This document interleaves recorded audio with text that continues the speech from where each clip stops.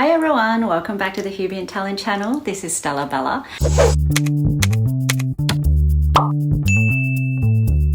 Today I'm going to be sharing with you some financial tips actually. So I actually come from a finance and accounting background, and I know for a lot of people when it comes to budgeting, saving money, wealth management, it can be a little bit tricky and complicated. So today I'll be sharing with you the 5 steps that you should be taking to budget your money better and to save more for the future. So this will be an educational video for those who are new to saving and budgeting. So if you don't have any sort of plan set up yet for yourself and you're not quite sure how to budget, you're a real beginner in terms of saving money, budgeting, or wealth management, then this video is for you.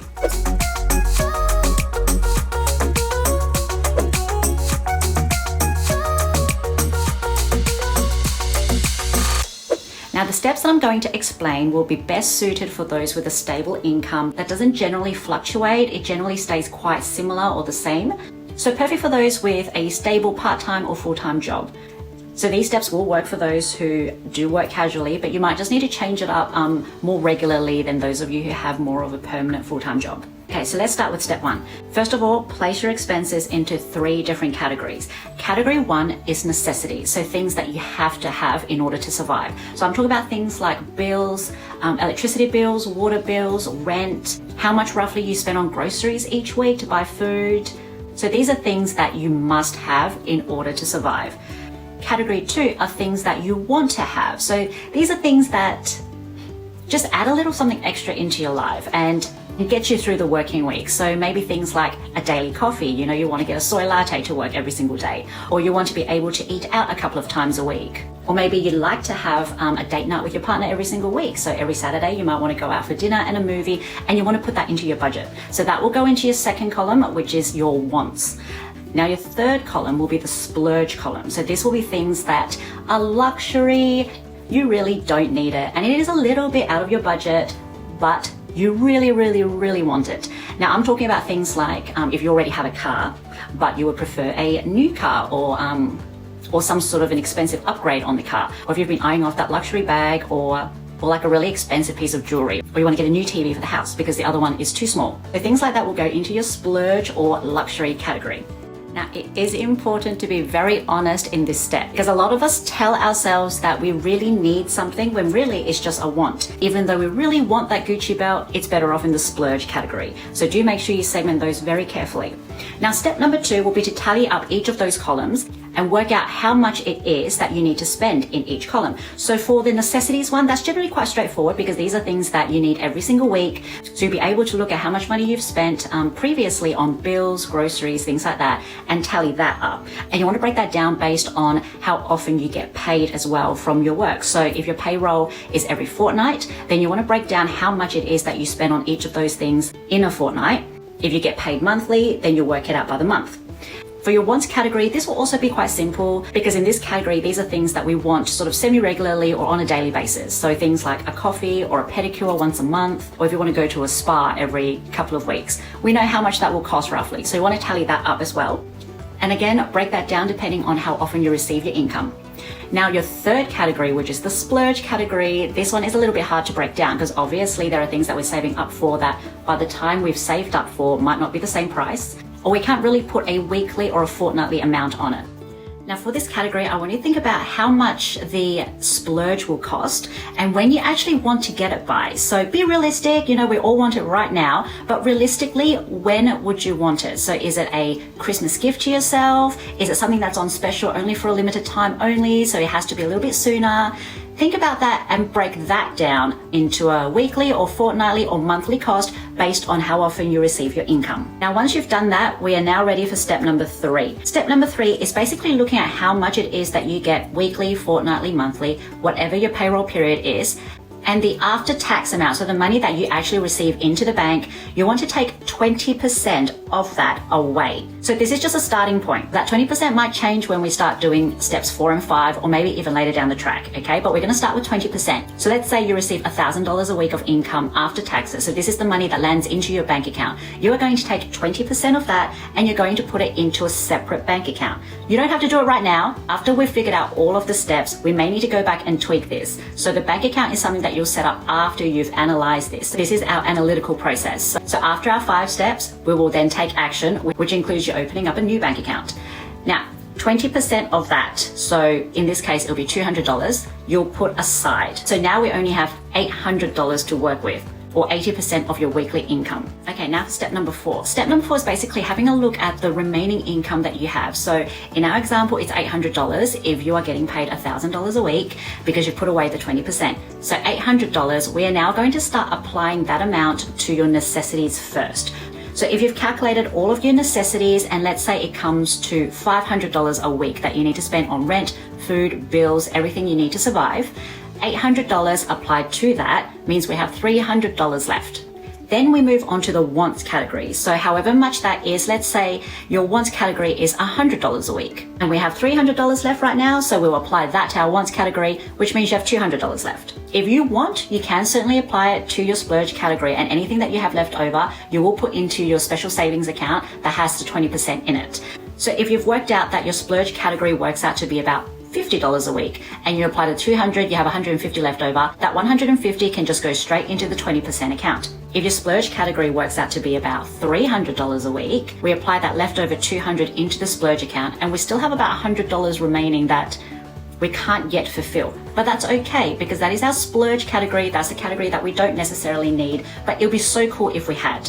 We should just consider ourselves lucky that we can put the $200 into the splurge category. We certainly don't want to be touching our 20% fund, because that fund is actually for a rainy day, so emergency purposes only. Now, based on that example, we now have 3 categories. We now have our necessities covered, we have our wants covered, and we also have some part of our splurge category covered. And on top of that, we also have a special rainy day fund, emergency fund account. In my personal opinion, as an adult, is very, very important to have. It is important to put away some money and just be constantly saving that up in case of emergencies, because especially in today's environment, you never know when you might need a lump sum of money to help with any sort of medical bills or unforeseen things that come up. So it is definitely good to have if you can have one. Now, let's say we don't earn that much. We don't get $1,000 a week, or our expenses are actually a lot higher than what we anticipated based on our income. This is where step 5 comes in. And step 5 is the reflect and reassess step. We also want to have a look at our emergency fund at this point and ask ourselves, okay, can I actually afford to put away 20%? If not, that is perfectly fine. As long as we are constantly saving some of that money to put aside in cases of emergency, then it's okay that it's not 20%. It can be 10%, it can be 5%. It can even start off at 2% if you're new to the workforce or you find that cash flow is a little bit tight. And when you are creating a new account, a new bank account for your rainy day emergency fund, it is important that you set up an automatic debit so that it comes straight out from your pay every single week or fortnight or month, straight into this second account, and you don't even look at this second account. Very important, because the moment you start looking at it, you will be tempted to spend that money. So the idea is that you don't even notice it's gone because you've taken it out before you can even get your hands on it, before you even see it. And mentally, we won't feel like we've lost something, okay? And to be honest, if you start off, you might not do a rainy day fund yet, because it takes a little bit of time to work out your budget, especially if you are, for example, a uni student, you just moved out of home and you're not quite sure what your expenses are, or you just recently started a new job and you're not quite sure what your hours are and that sort of thing yet. It's okay not to put away an emergency fund. I do highly recommend that as soon as you find stability in your financial income, that you immediately start a new bank account and just automatically put away some of that money. Now, once you've figured out what to do with the emergency fund, whether you're able to have it or not, then you want to have a look at how much of your necessities you can cover. If you can cover all of it and have some left over for wants, great. But if you find that you are struggling a little bit with just covering the necessities, which is what we need to survive, so that part is the most important. If we are struggling with that, then we need to look at maybe cutting down on some of those necessities. And that's just a matter of assessing what your liabilities are at the moment and seeing where you can cut back on some costs. So for example, if your electricity bill tends to be quite high, maybe you can look at the reasons for that and how you can cut back on electricity costs. If your phone bill, if you're on a really terrible plan that charges you, I don't know, $30 for 3 gig data, then maybe you should start having a look at other plans that are more beneficial for you, that suits your needs a little more. there are things that you can cut back on just to loosen the budget up a little bit. Do consider that, because it is important to stay within our means when it comes to budgeting, especially when you're first starting off in a new job or a new environment, or even if it's just your first time trying to save up for something. And you'll be surprised how much it is that we actually spend on a daily basis that we don't actually need. So even things like credit card debt, if you have a lot of liabilities and a credit card debt that you need to pay, or personal loans and things like that, you can even look at alternatives. So look at competitive banks and what they're offering, and you can even transfer that balance over to somewhere that charges less interest, so you have less repayments to make every single month.